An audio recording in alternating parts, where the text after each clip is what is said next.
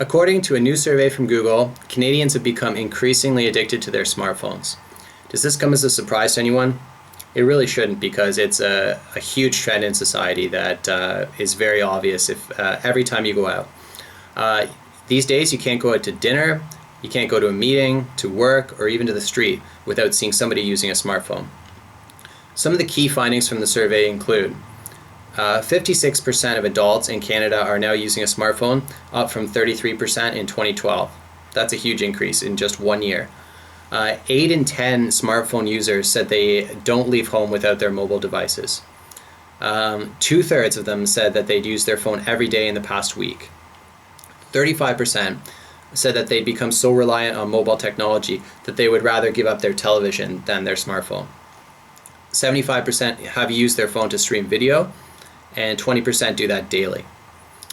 Now, I'm generally against smartphones. I know I'm fighting a losing battle here, but I can't help but feel these devices have made the world a worse place to live in. What I mean by that is, have they helped us to work less hours, for example?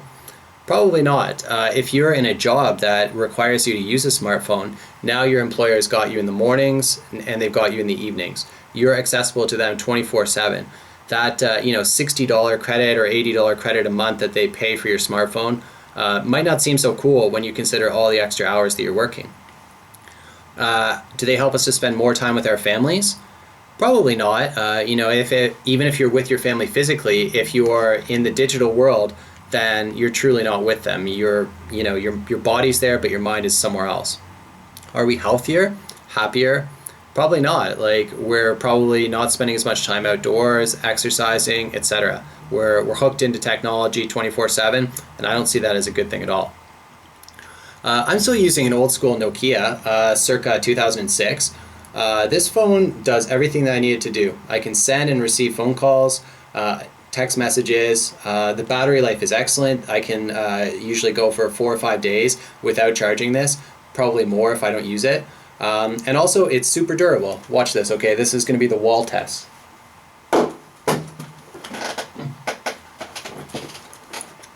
Boom. It takes a licking and keeps on kicking.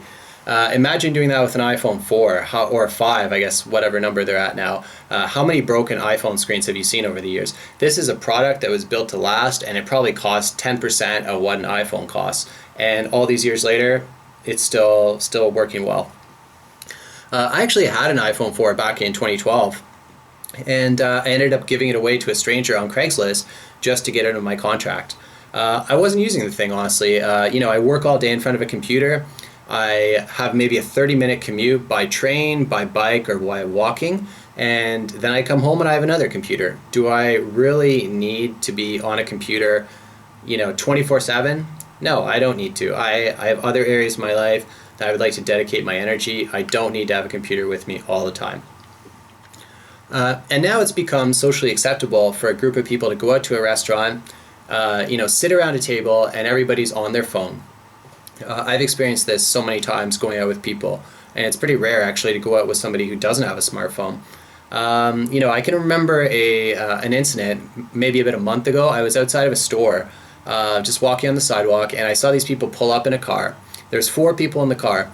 3 out of 4 were on a smartphone doing something. The other guy, the driver, thankfully, he was not using his phone. He was parallel parking at the time, and as soon as he finished parking, guess what he did? Out came the phone, and into the virtual world he went. This doesn't even take into account situations where people are driving and using the phone at the same time.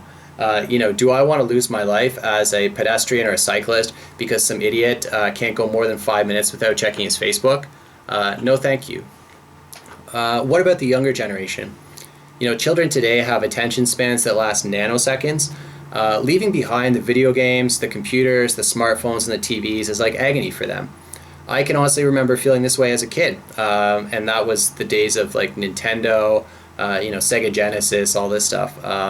I can only imagine what it's like now to be a parent and to try to get them to go for a walk in the woods, play outside, ride a bike, or go camping. It must be extremely challenging. What would these kids do if they didn't have electricity for a day, for a week, or indefinitely? These days, we live more in the virtual world than in the real world. What I wonder is whether this technology has improved our lives at all. Technology, it's a runaway train, and you can't stop it, you can't slow it down. There's no going back. But as we delve deeper and deeper into the digital world, we have to realize that we're sacrificing the practical life skills of our ancestors, the things that got us here, and we're getting further and further away from what makes us human and what makes us animals. It's a dangerous trend, and I don't know where we're going, but I have to say I'm very concerned about it. Thanks for watching.